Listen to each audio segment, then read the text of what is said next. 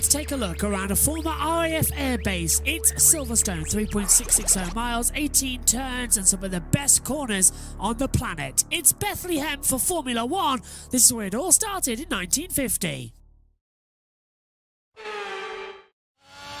Get a good exit out of the last corner club, across the line and hurtle down towards turn 1 at Abbey. 8th gear flat out, lift over to 7th, then just coast down towards farm, back to full throttle. First heavy wheel braking spot down all the way, 3rd gear into village.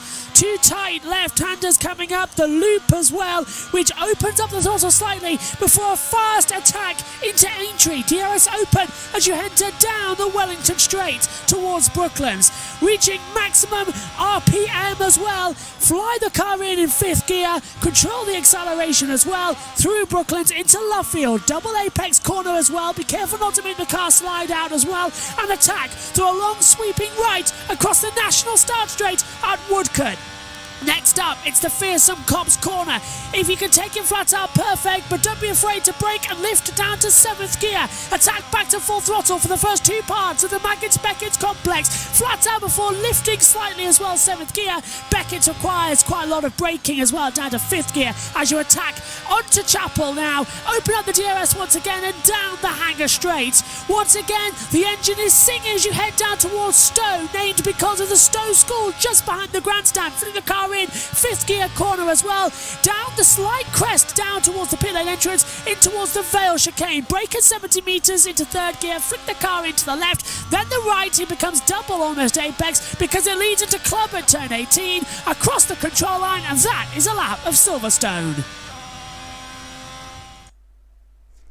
And it was a lap that was dominated by no other than Max Verstappen, and what a lap it was in practice. Hello everyone and welcome to, well, this new series which I'll be doing on this second channel. So it's the Friday wrap up after all of the action we have seen so far this weekend. Now, I'm hoping that Jess is going to be joining us at some point today. The plan was that I'll be doing most of it, and then when Jess gets some time, about 10 minutes, she'll probably hop in. So I'm hoping that we do get her in at some point. However, obviously, the first day completed off the weekend, 2 more to go, and for Formula 1 it was more of getting used to things, with a lot of teams bringing upgrades. So there was a lot of teams like Ferrari, Aston, and all of them trying a lot of different upgrades. So let's take a look then at your results from the opening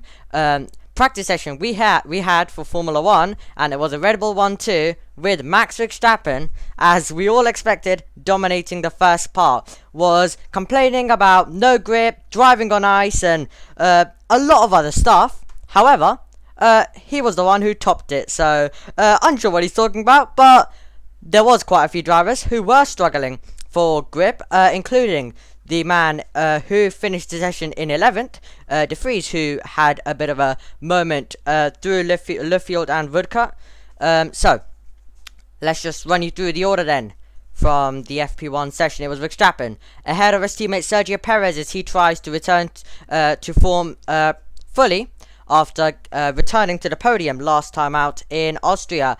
Albon finished in 3rd, and it was something that Williams did not expect at all. Williams thought that their race pace was going to be good, but not this good. So Albon, surprise, in 3rd position. Alonso in 4th, and then Charles Leclerc in 5th position, getting his only session of the day there. We'll get on to what happened in FP2 for him later on. Esteban Ocon finished in 6th, Carlos Sainz in 7th, Lando Norris, and then Lance Stroll and Oscar Piastri completed the top 10. We had Nick De Vries just outside of it. He had a spin on the exit of Lovefield, and it was Lewis Hamilton who wasn't really happy with today. Mercedes, especially Hamilton and Russell, both came with it, expecting good results, but sadly for them, in FP1 at least, it didn't look like that they were being able to find what they wanted, with Hamilton in 12th and Russell just behind Pierre Gasly, who finished in 13th, and then obviously we have Russell in 14th. Valtteri Bottas, Yuki Tsunoda, Logan Sargent, Joe Guan Yu, Kevin Magnussen, and Nico Hülkenberg, both Hasses at the back of this timing page. However, Mercedes, they were doing a lot different to a lot of other teams. They were running they didn't really run much on the softs. It was all medium for Mercedes. They were really trying to go a tiny bit different than other teams, trying to experiment, trying to look at different things. Also, with their straight line speed this weekend, it kind of proved it as well. So they could be more on the attack on those mediums or hards, depending on what they were running at the specific time. However, they also had really good straight line speed. They might have a draggy setup, so we're going to have to see more about that tomorrow. But Mercedes going a tiny bit different, but we can't really judge too much on their results here, because as I said, they were doing a lot of different stuff. So I think we're going to find out more tomorrow about where they actually are, and through this FP1 order especially, we did not have a clue how did anyone's pace look. It was really it could be anyone. We had Albon in third, so but one thing we already do know is that Red Bull look quick, and they look super quick. Max Verstappen, as usual, topping the session. That was absolutely not a surprise. And then both Ferraris in 5th and 7th. They're going to be, obviously we have the fight for second position in the last 3 races, as I was saying in the trackside show earlier on, which we didn't get to speak to Jess in that one too much. I'm hoping that we are able to speak to her though soon in this one. But we did have, obviously, we have a battle between Mercedes, Ferrari, and Aston Martin. McLaren look quick. Alpine have looked quick at times. Williams look quick. So you never know. There could be massive shocks, and I think there will be massive shocks at some point of the weekend. However, we did obviously in Spain have Mercedes getting a second, third, double podium for them. And then in Canada, we had Alonso beating Hamilton. And then in Austria, we had Leclerc in second position. Now, we've ignored Perez in the last 3 races because he hasn't been able to get really up there. So, if Perez is able to perform, then we're realistically talking about third position, the second best team if we ignore Red Bull. So it's going to be an interesting fight between Ferrari, Mercedes, Aston Martin. Those 3 teams have debated it in the last 3 races, and all 3 of them have been able to come out in top in one of them. So let's see who's going to be doing it this weekend here at Silverstone. A lot of different upgrades, as I mentioned earlier. So it's going to be really interesting to see who's got it right, who's able to get the best out of their package. And we saw a lot of track running today. Not a surprise due to the sprint. A lot of teams introduced it last time out in Austria at the sprint. But you can't really do too much with only 1 session. So with now 3 sessions they have this weekend, they have much more time to get everything going and trying to understand the car they have underneath them. So gonna be very interesting to see who's actually where in the order. Could rain tomorrow, so that could bring also some bring some chaos in tomorrow. And so we did see a lot of teams obviously get a lot of running done today due to the fact that it might rain tomorrow. So they need to have a basic understanding for the race on Sunday if it is dry, but then Saturday is wet. So it's gonna really make for an interesting weekend with rain once again in the air. Now we're also now going to show you from the FP1 results. We are going to wander off to the FP1 results. Then we're going to go to the FP2 results. I'm not sure what I even said. I might have said F2 or F3. One of the two. I've been getting those series wrong for quite a bit of it. Now, in FP2, it was a tiny bit closer. However, once again, it was Max Verstappen who was in first position, very closely followed by Carlos Sainz, who was under half a tenth, was very close. So can Ferrari bring a bit of a fight? It's going to be interesting to see what the other Ferrari driver, how his pace is tomorrow. Might get hampered a bit by not obviously being able to participate in this session, as you can see right at the bottom. I'm going to try get my finger, oh, I need to do it the other side. I'm going to try get my finger right to him over there. You'll need to move along a tiny bit, and then you'll find him right at the bottom in 20th place. For Leclerc, however, back over to the top. Alex Albon once again in third. That Williams looks really solid, and I did go for an Albon. Q3 and a Sargent Q2. However, we have more predictions coming. Don't worry. However, I feel like changing it to say Logan Sargent Q3 as well. So that's one change I'm making now. I want to go even bolder. I was going bold anyway with saying Albon Q3, Sargent Q2, but let's take it a step higher. Let's take it a step higher, and go for. Ooh, one sec. I'll hold on. I was just looking quickly at the chat. But yeah, there was quite a bit. Williams looked very, very solid. Williams do look really, really solid. So I'm expecting both of them to be in contention in Q3, hopefully for them, hopefully for their fans. But let's just quickly go through the live chat as I got distracted, and then we'll go through the rest of the order. And this is one thing in the show, I do get distracted quite a bit because I'm looking there. I'm looking in all sorts of places. However, Josh T saying hi. Hello, Josh T. And then also, hello. Oh, there he is. Well, we got a hello from him in the Discord as well. And then I think that, well, that would be Josh saying, nice new show, Omi. Lots of details to go through today. Yeah, there was. Rain and thunder predicted tomorrow due to the heat in the UK today. I guess, Josh, you can go more into detail about that then. I guess you can tell us. I think I'll maybe cut. We have Josh outside there. Yeah. Oh. Wait, am I on TV pictures? Well, I'll get you on TV pictures, that's what I'll do. Well, I thought, did you want to look around the commentary box? Because this is very rare that I'm outside, so I thought, did you want to come and have a look at the com box? Well, let's do that, and I had this ready for Jess, but let me do it for you. There you go, you're on. Well, yes. Hello, everyone. I thought, I was watching the show, I thought, well, I've got to go back to the com box anyway. Does anyone want to have a little look around it? This is literally where we're outside, lovely garden. Look at all the wind from this afternoon. It's blown over all these little things we've got, look, because we've got a nice little Buddha over here, look. Look, nice little Buddha, a nice little fountain as well. The fence and all that lot and some things. And there's a church just behind there. If you always taught me about the graveyard is literally, look, it's right here, behind this little fence panel. And then all behind there is the graveyard, and there's a little church over there as well. And there's the house, and this is the thing as well. If you ever look, this is the back of the commentary box. This is all the soundproofing I was on about you, because it's just a glass window, so all the soundproofing on the inside. Then we've got lights, so I can see where I'm going. And then there's these little leads. This is the back of the commentary box that you never get to see. So that's all boarded up. But down at the bottom here, all the leads that go in right up to the top window there of the house. Oh, there, swing around. That's all the Ethernet cables and everything. And yeah, that's where I was hosting the show earlier. Little patio area, very nice. And this is the commentary box. You ready? So it's literally just a normal door. Open the door, and it's an absolute mess at this half because it is just a normal garage. So it's an absolute mess, and the light's not on here. But then I've got to walk through all of this to get to the commentary box. So are we going into Yeah. Josh? Well, look, that's the other side of the box. You lot never get to see. It is an absolute mess. And there's a broom here, because I've been using this broom to keep the door open. And I will do it now, look.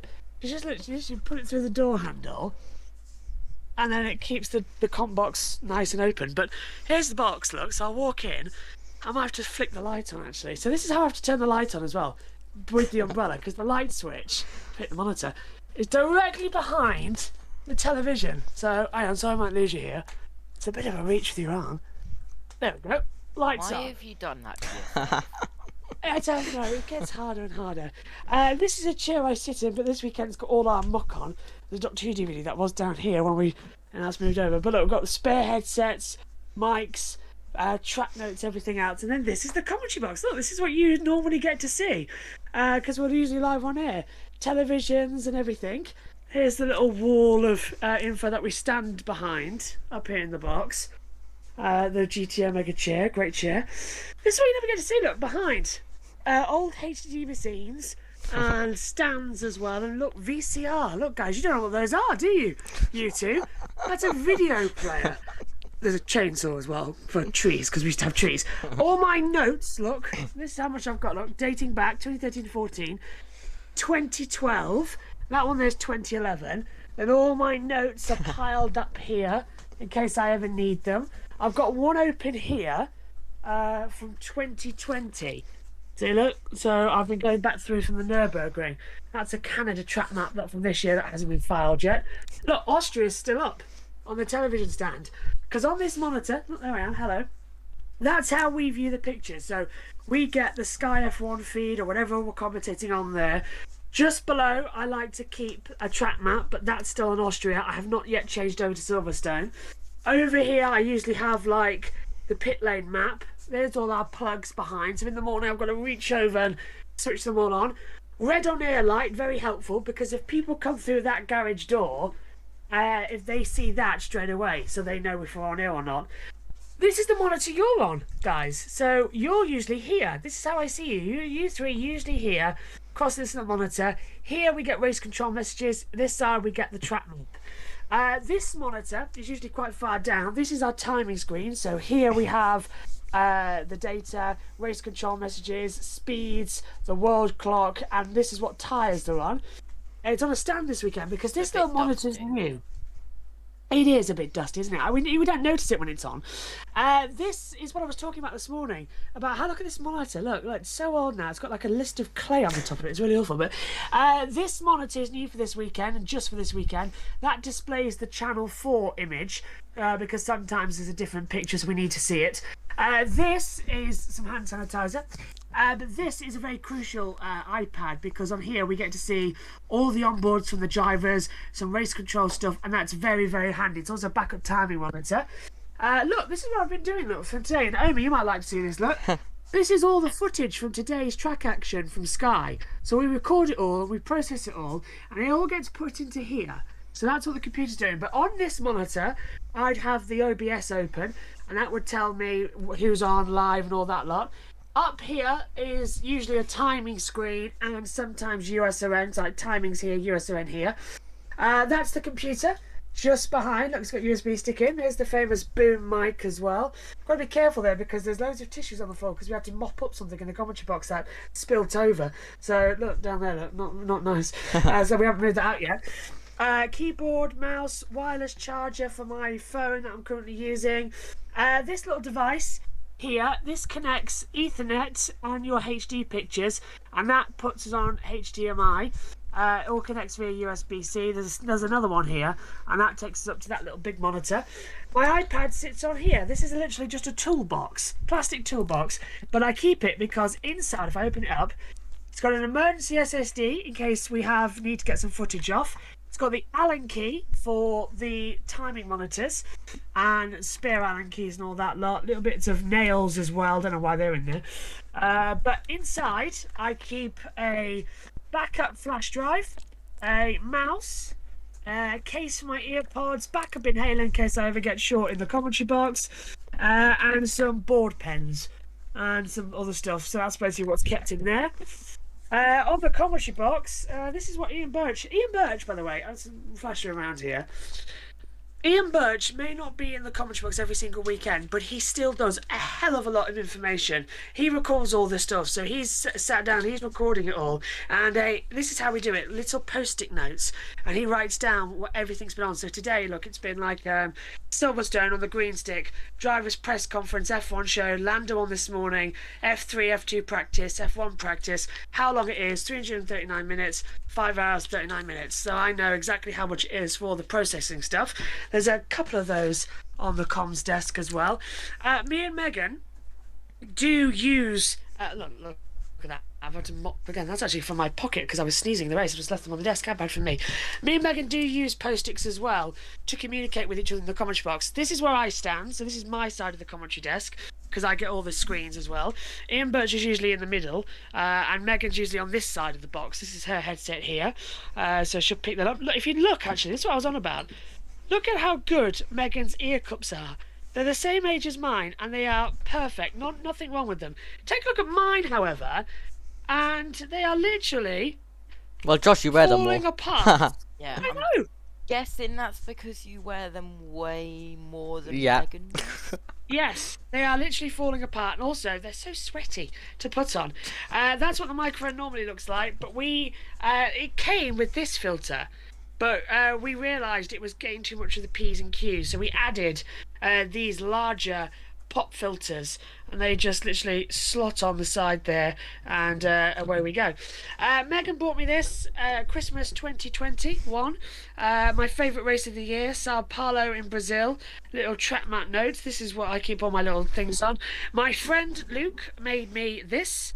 JB Motorsports. I've also got a mug on it. He's also responsible for the big banner you see on the top of the screen here. He's also responsible for these. These are mic covers as well. And you might notice it's blue. And you might notice I've been complaining about it because look what's happened. That's literally where I hold it, just against me. Okay, let me flip it around. Look, just like that, and it's gone like that. So they're getting replaced with thinking either red or black.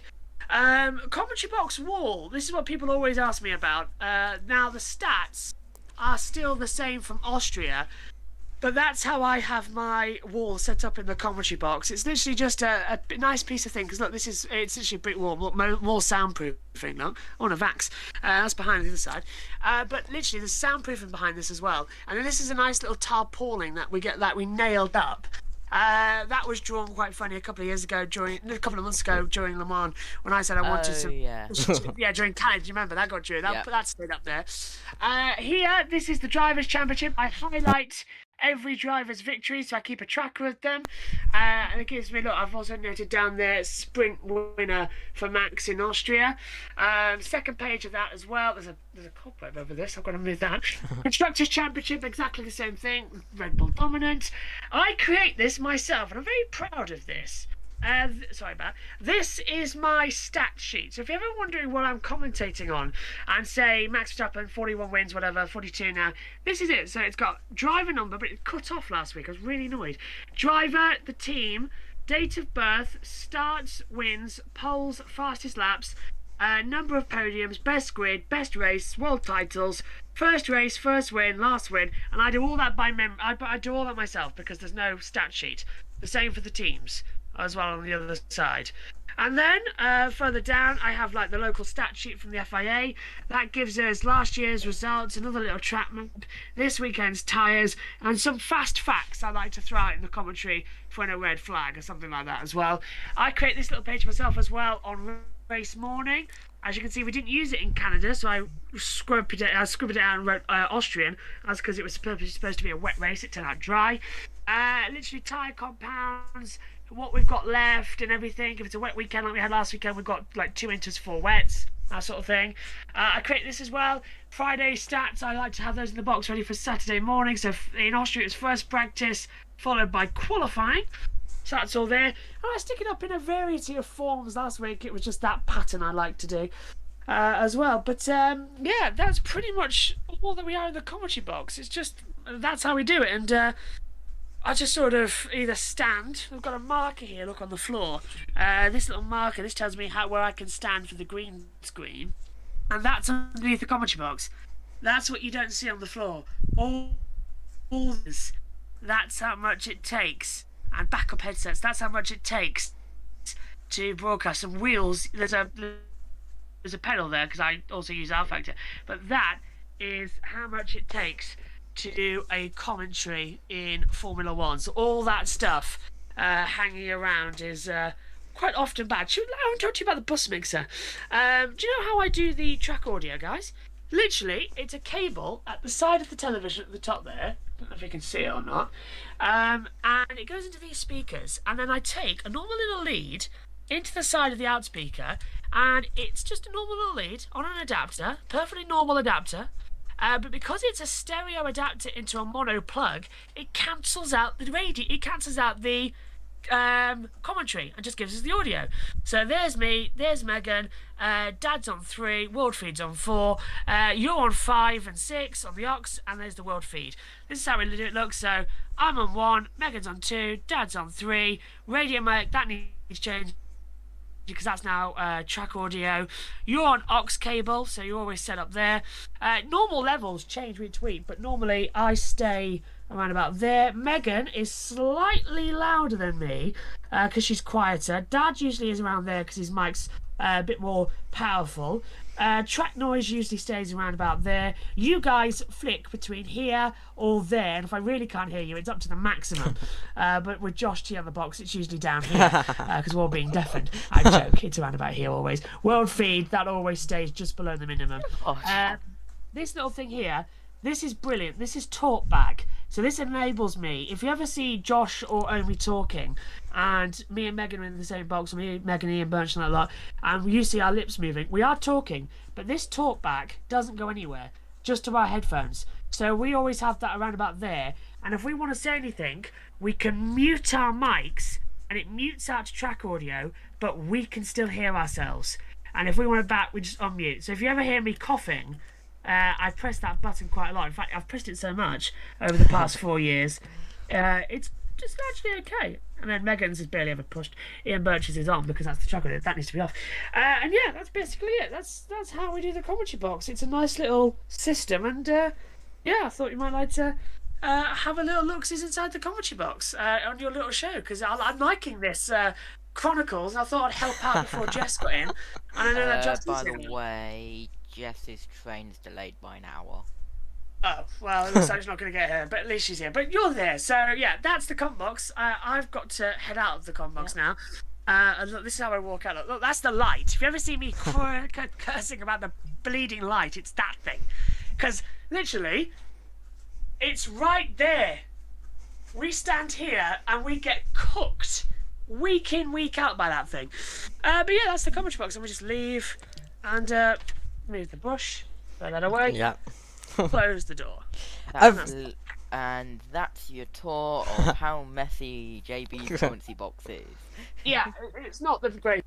And also, when it rains, there's a drain right above it, and it's broken there. So if it rains, you sort of get dripped on by that little thing, and it's really not nice. So that explains why you always run out the comment That's box. why I always run out the comment box, because you've got to avoid the drippy raininess of a very blocked thing. But I'll let you get on with the show, and I'll see you later. Yep. It was great. Yeah, it was great to have a tour though, because obviously we had Alex Jakes doing a tour. Alive? Oh, am I? Should be. Well, I don't know. There we if go. Omi's There we alive go. Or not. There we go. Hello, Omi. Hello. Well, it was just my mic being a bit crazy, but there we go.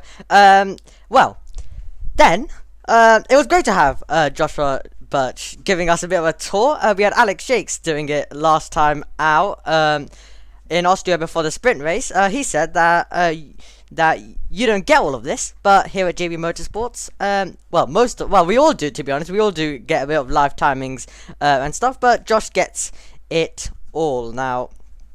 So there is the FP2 results still on there now. I've put it back, but let's continue through them. Lance Stroll, Nico Hulkenberg, Pierre Gasly, Oscar Piastri, Alonso rounding out the top 10, Joe Guan Yu, and then George Russell, Esteban Ocon, Lando Norris, and Lewis Hamilton. And then Valtteri Bottas, Kevin Magnussen, Yuki Tsunoda, Nick De Vries, and a very disappointing Charles Leclerc in 20th after not getting to run in FP2 at all. So really unfortunate, and he has quite a lot of work to do in tomorrow's FP3. And not good, especially when you have upgrades and you need to be on track the most. There was a lot of on track running for all of the other cars. Mercedes, though, have a lot of work to do going into tomorrow. Hamilton doesn't seem happy with everything that's gone on today, so he wants both Mercedes drivers, I have to say, Russell, Hamilton, both were expecting quite a lot going into this weekend. However, sadly, currently on the Friday at least, it doesn't look like it's matched their expectations, but it can still change. Can they get on the top of their package? And remember, as I said earlier, they were going different to other teams, going for a bit of a draggy setup, also not going on the soft so much, so it'll be interesting to see how their pace actually looks like when they're on similar tyres to the drivers. They are they are the drivers that they are obviously battling away with. Verstappen, as I said earlier, dominant, but not as much in this FP2 session. Carlos Sainz, really great by him to be up there in second position, very close. So can he carry the momentum and try to take the fight in qualifying? And even if he does, and even if Leclerc, we're going to see what Leclerc can do tomorrow, but even if we do see the Ferraris take the fight into qualifying, the race, it always seems like they do lose out. So, well, that brings an end to the F1 side of things, but there was quite a tiny bit that did go on in that session.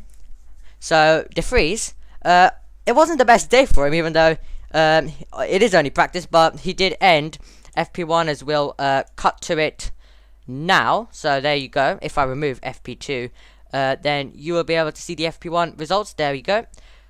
He did end it in 11th, which there was quite a few drivers who weren't able to get the laps they needed. But De Vries, obviously with that spin in FP1, the puncher in FP2, not obviously his fault at all, but not what you want in that session. So a bit disappointing for him. And as Josh was showing us the championship standings in his tour, that where he puts them, we'll actually take a look at him.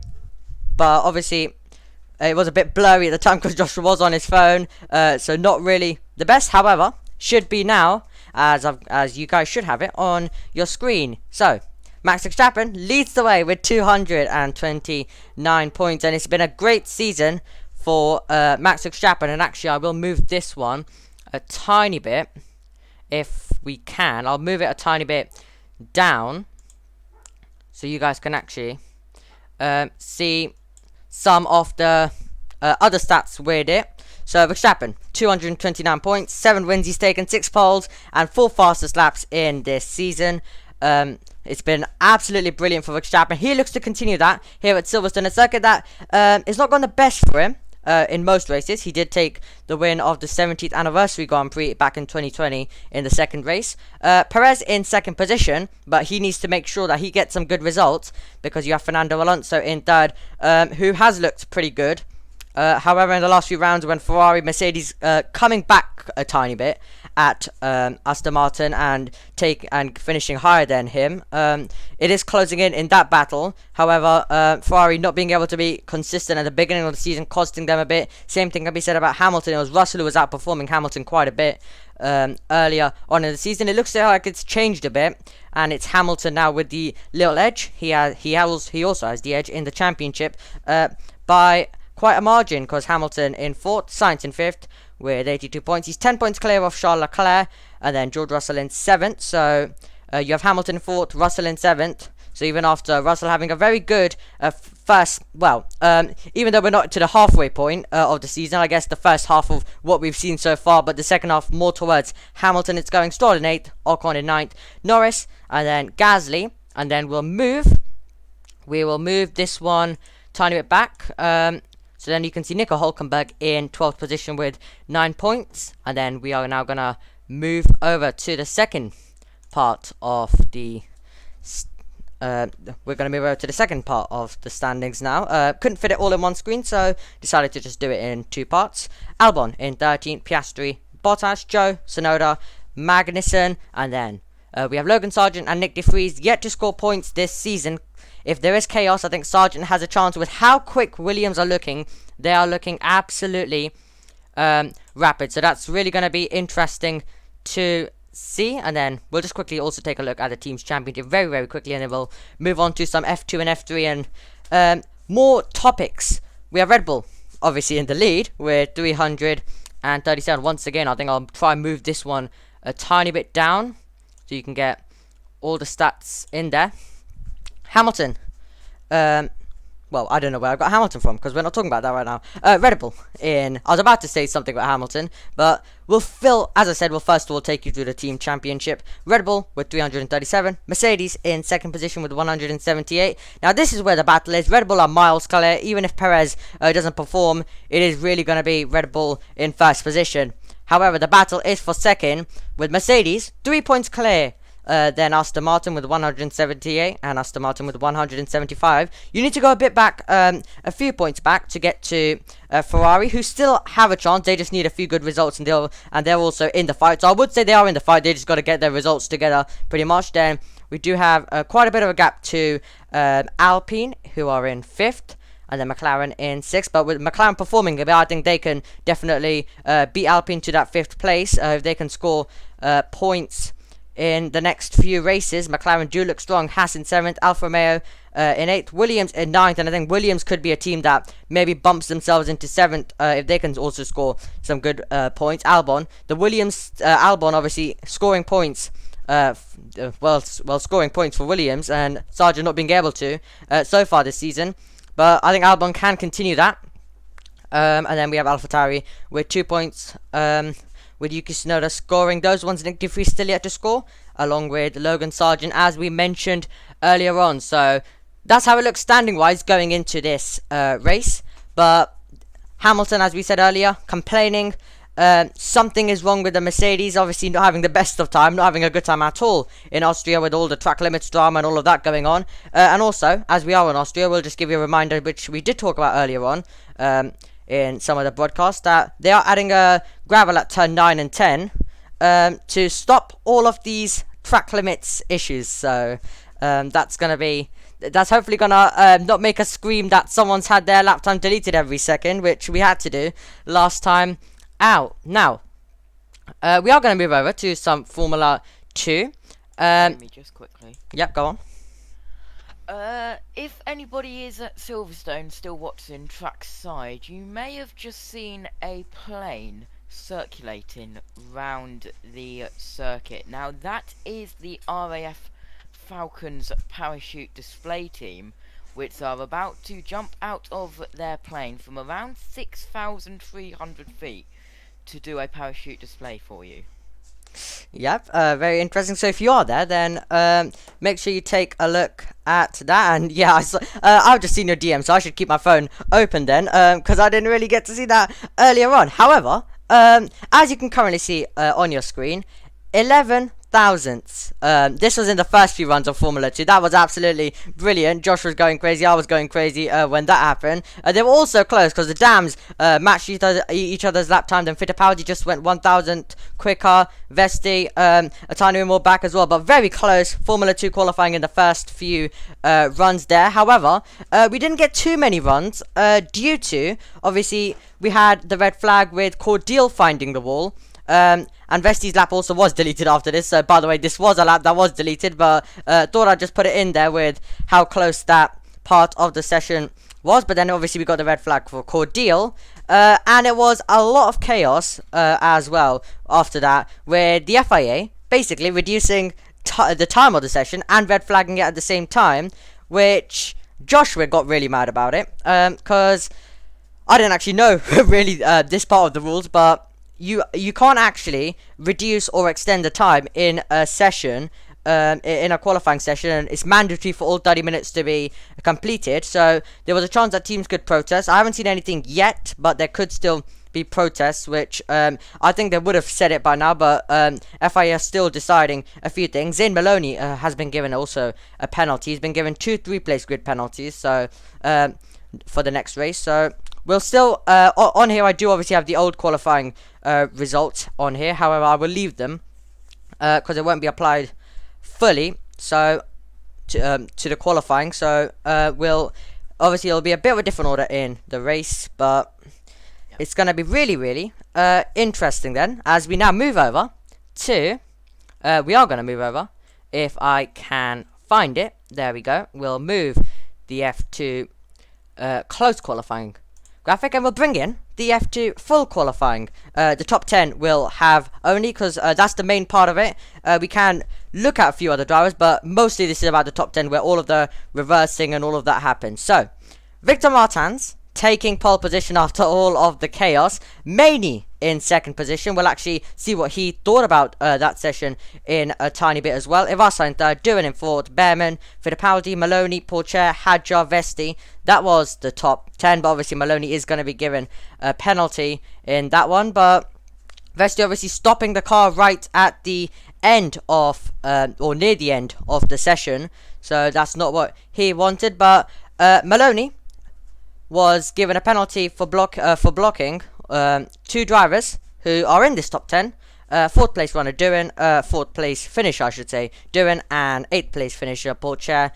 So Maloney getting in the way there, so he'll be given 2 3-place grid drops. So yep. Now that was the Formula 2 qualifying, so it's going to be interesting to see what's going to happen tomorrow in the sprint race with maybe a bit of weather involved. There's a big chance we could be seeing some weather, and the Formula 2 sprint races, the last two, have been affected by a tiny bit of rain, even though we didn't get we didn't get rain, proper rain last time out, but we did get a bit of the damp circuit, which caused a tiny bit of chaos. So we could be seeing a tiny bit more of that, but we could get similar conditions to Spain, hoping that there is not a red flag. However, if there is a red flag in any of the sessions, Josh has said that he might play this. So you might be seeing, well, would it be past me later on? So you'll be seeing, so I might be seeing myself. So hello, and you might be seeing me later on as well. So hoping though that we don't have to do that and there is no red flags. However, I will make a separate video actually of Josh's commentary box tour and just upload it as a bit of a separate video as well, so people can just watch that rather than having to look through this whole thing. However, it's going to be interesting in the feature race. What can Martins do? Maney starts in second. You know how much Maney has been sending it, so could he send it on Martins and try to take the lead? Could be contact. It's going to be interesting. Ivasa obviously starting in third, Duran, and then Behrman. It's going to be interesting to see what he can do. Obviously he did the double in Baku. Looks like Vesi's been getting the measure of him in the last few races in Formula 2, but Behrman having a better starting place for Sunday's feature race, so it'll be interesting to see what he can do. But we are going to now move over to the Formula 3's results and see how their qualifying session went as well.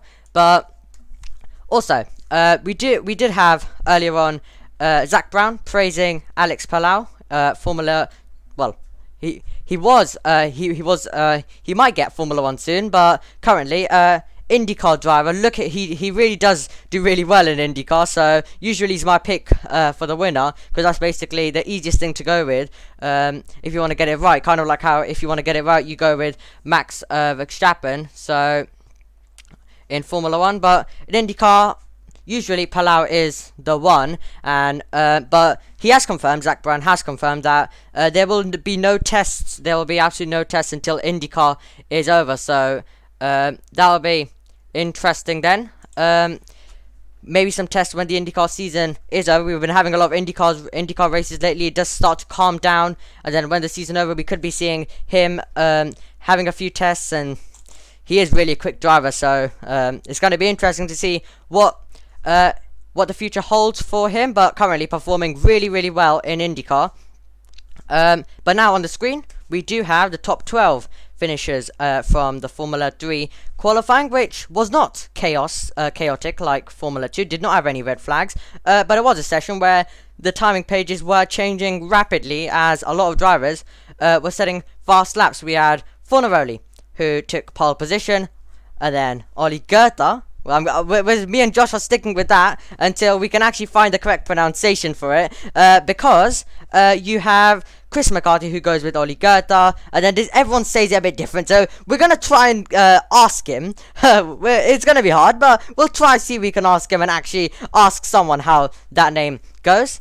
But he'll start second. Marty in third. Marty was so consistent. Marty's been consistent, I should say, in the last few rounds. Well, let's see what he can do in this one. Was really great. Also in the obviously the Monaco sprint race domination, the sprint race, the race at Spain. There was so much. There was so much that Marty's really been up there. There's been a lot of good performances by him, so gonna be interesting. I think he has a chance for victory from third position. It's a circuit that you can overtake, and Formula 3 has seen some brilliant races around this venue. Mansell in fourth position, Bortoletto in fifth, Polaron in sixth, Mini in seventh, Browning, Colapinto, and then Barnard, Edgar, and Montoya, who has been involved in quite a bit of contact lately. And as you would have been listening to quite a few of our conversations on the practices for F3 and F2, me and Josh have really been discussing about a few drivers who have potential, but just cannot get those results together. Like Mini, for example, a driver who's really been in contention with Bortoletto. He's just not been able to get the results together, and that's why Bortoletto's in the championship lead, while Mini is still scrapping away in those second positions, so still battling away, but they are closing in. They will close in if Mini can get some good results. Then Mini has a big chance to close in. Another driver, Montoya, obviously he made a brilliant move a few laps ago to the final lap in Austria in the feature race, but on the final lap it was all thrown away as he went off the circuit. He tried another one of those move around the outside of 6, but you take that risk. He's a driver who takes a lot of risks, and that's why it doesn't pay off for him. So hopefully that he is gonna keep delivering us with those moves, keep delivering us with those risks, but hopefully more of them pay off. So it's basically risk versus reward for Montoya, so that'll be very, very interesting. But Montoya will start, obviously, from pole position tomorrow, so there will be a lot of risks taken. You'll have Edgar alongside, and me and Josh were talking about this quite a tiny bit. It's gonna be really interesting. I think we all want an MP Motorsport win tomorrow after obviously the sad things that happened last week at Spa, and obviously Mari Boya's lap was deleted on broadcast, so that was really, really unfortunate because we were all like, well, we're in the top 4, we have 3 MP Motorsports, imagine if they get 1, 2 and 3, but at least we are hoping that they can win. I think obviously unless you are a team fan, most people watch Formula 2 and Formula 3 just for the racing, but I think a lot of people would want an MP Motorsport to win after the sad events of last weekend. So that was the Formula 3 qualifying session. We are going to be though seeing what some drivers had to say. Mansell and Max after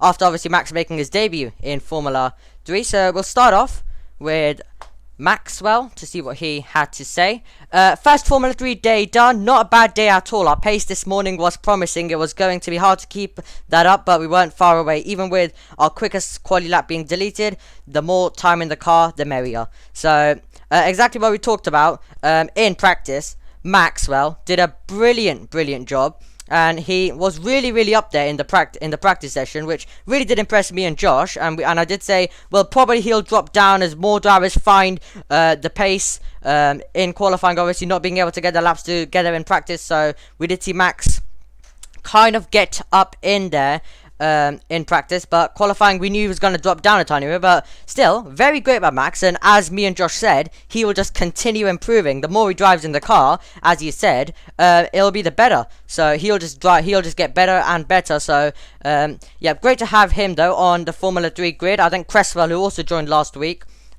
he did very well, and he did very well last time out in his debut as well. But Hunter Yaney, as obviously Josh said earlier on in the F3 practice, he's obviously not returning, so Maxwell is the permanent replacement.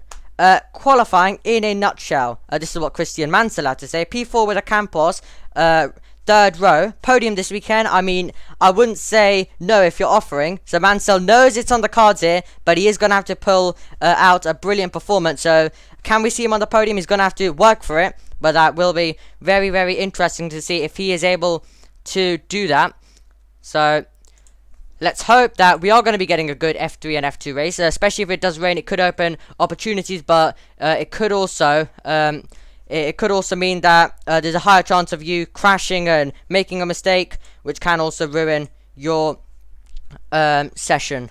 So Johnny Edgar, he after the session had to say, it's been a good solid day at Silverstone. P11 in qualifying today means we start P2 for tomorrow's sprint race. Let's go.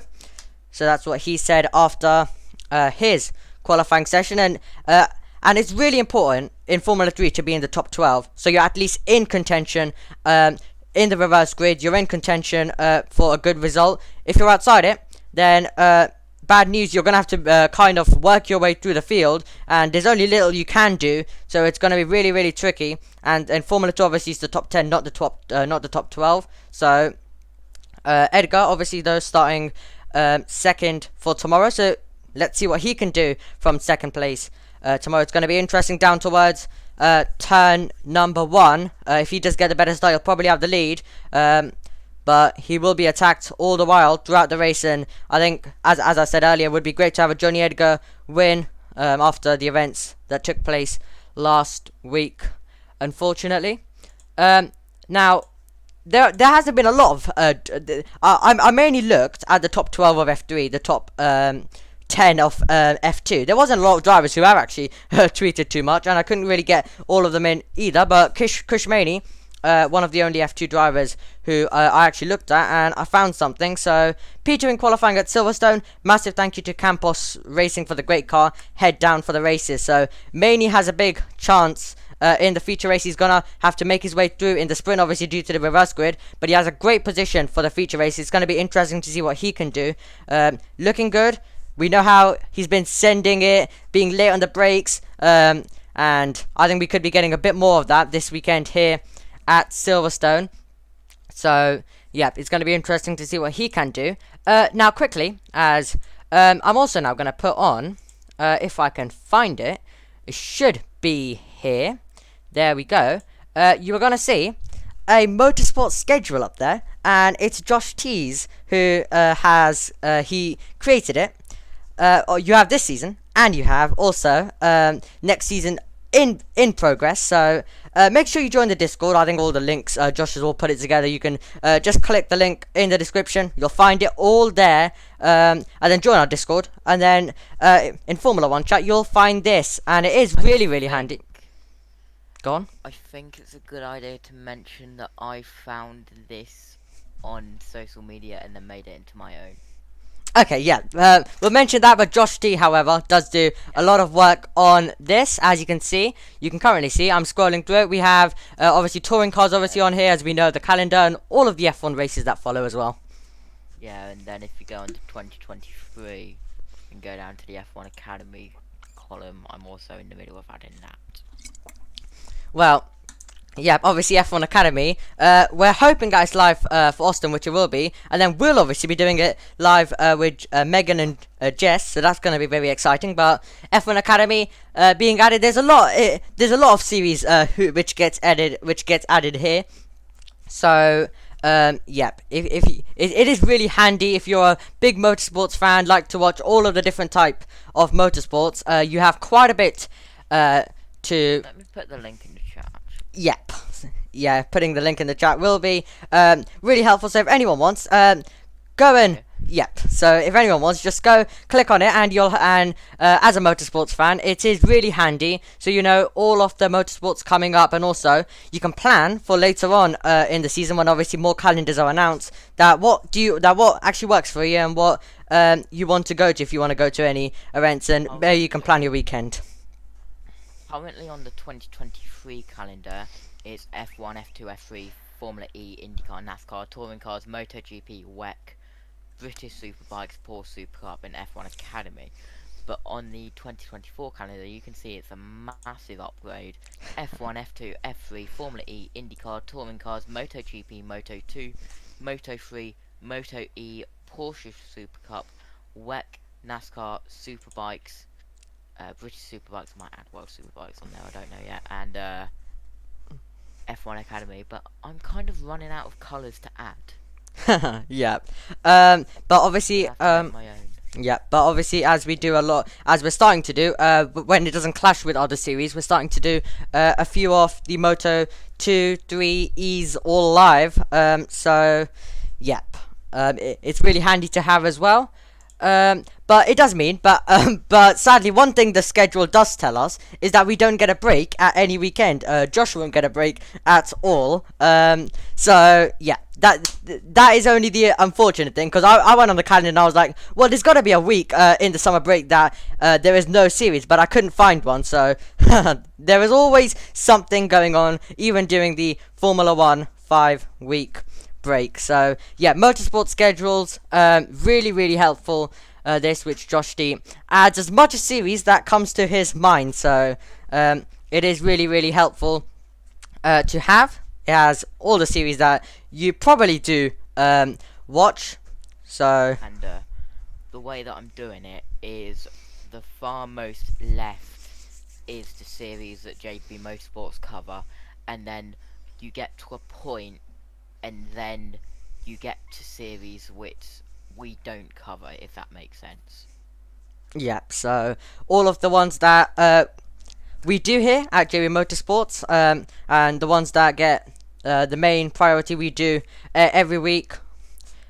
And then you get to obviously some that we don't cover at all, or we do the 25 hour of Le Mans obviously in VEC, but other than that we don't cover most of the we don't cover any of the NASCAR, but you can go USRN for that. Our good friends there do cover that. And Josh, you've been on a bit of NASCAR, haven't you, lately? Yes, I have. I was there for Chicago, and then I was there for a couple of other ones as well. But talking about USRN, they're underway with the final match for the day on Centre Court. Yep, we'll be wrapping up here soon, so you'll be able to run off and go and watch that. But also with this channel, make sure you do subscribe to this channel as well, because obviously we'll be having a lot of different stuff going on this channel now. For series that we might not cover, so if there's a specific series that one of us commentators like, that Josh doesn't do, we can obviously do it on this channel. So for example, even though I don't have a clue about British Superbikes, we're gonna pretend for this. If I like British Superbikes quite a bit, and I really enjoy and want to commentate it, then I can just stream it on this channel, even though I wouldn't do that because I don't have a clue about any of it, and I really can't commentate any kind of motorbikes or superbikes or any of that. So I would like to do some British Superbikes. Actually, that could go really well. Anyway, that's for another day. That's not for right now. Yeah, isn't for right now too much. Unfortunately, Jess looks like has been delayed a tiny bit, and that's also one of the things.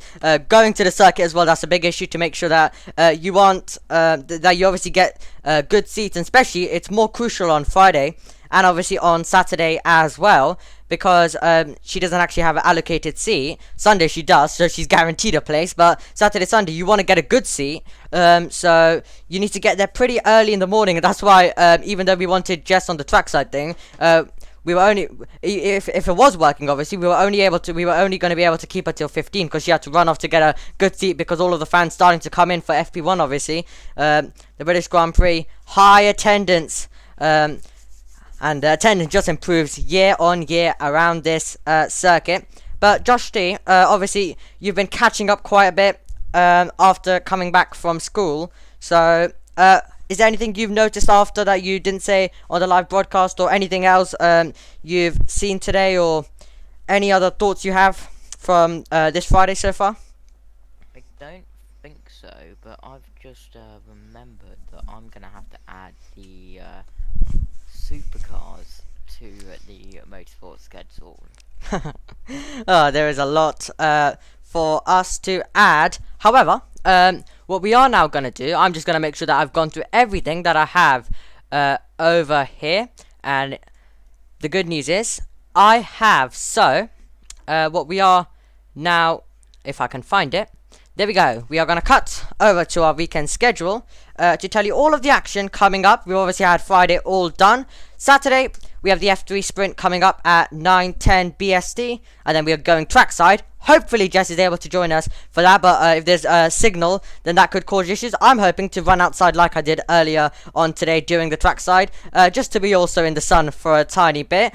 Josh might need to stay inside though, because that went very bad for him, but I didn't have any technical issues, so I'm fine to be running out there. Then we have FP3, the final hour for the teams to prepare before we get to qualifying. Starts at 11:30. We're on air though at 11:15 UK time. Then we have the F2 sprint at 1:05, starts at 1:13. F1 qualifying then at 2:30. We go on air, and then the session starts at 3 o'clock. As you can probably see now, we go on air 15 minutes earlier than what we usually would for qualifying. We also have Adam joining us for that one, so he's definitely not a one for you to miss. Adam joining us.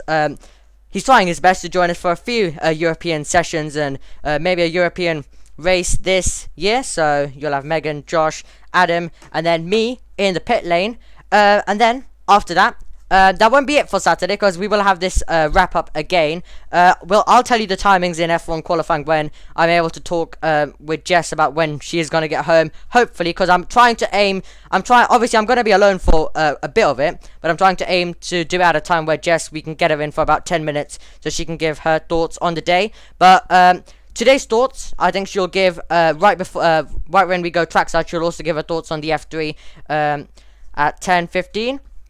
And then on Sunday, the timings on there for the feature race are wrong because it starts at 8:10, so 1 hour earlier it starts. So thank you, Josh, for pointing that out in the Formula One chat. So yep, and also if you want to blame you're welcome. I just did it to because I knew Josh knew about I knew Josh knew about it, so I was like, I'll just point it out anyway. Yep. So blame Josh for that one, getting that one wrong. However, it does start at 8:10, so make sure you join us for that.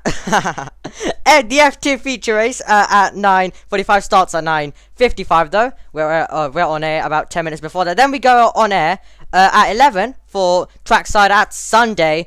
Before we obviously before we obviously get to the Porsche Super Cup, we're gonna have once again we're gonna have Jess, who won't be in a rush because she already has a guaranteed seat for the Grand Prix. So in obviously a specific area. So so there's no issue like we obviously have on Friday and Saturday that she needs to try get a good seat. There's only one seat. There's only one seat that she'll be in, and she already has it confirmed. So she doesn't have to rush off. So we might be on air a bit longer, but we can't be for too long because at 11:45 we need to run off for the Porsche Super Cup, and then after that, 1 o'clock we do a very long 2-hour build up to the British Grand Prix, which gets underway at 3, and then we do an extended post-race show, and then we also come back on this channel as well to talk about all that happened in the British Grand Prix. But make sure you do join us on the main JB Motorsports channel. Make sure you subscribe to this one as well, so you can also watch all of these wrap-ups and other extra things that are going to be going on this channel. I'm planning to also put clips of our main broadcast, so planning to put some clips of Josh screaming and jumping around, or a lot of other stuff as well, plus also the commentary box tour. So we can kind of put that in a separate video, and maybe if there is some red flags, we might not be able to, because this has been a bit of a longer show than we kind of thought, about 1 hour and 5 minutes. It depends if I started it about a minute or two late, but around that time. So it's going to be easier. So if there is red flags tomorrow, then Josh can just play a few parts of it. So yeah, the commentary box tour, we'll be making a separate video of that if you want to watch that one again. However, from us all on this Friday, it's come to a close, but all we got to do now is get to bed. It's going to be a challenge to sleep though, and then we'll wake up and we'll have action starting all the way from the morning in the F3 sprint. So we'll see you all on the main channel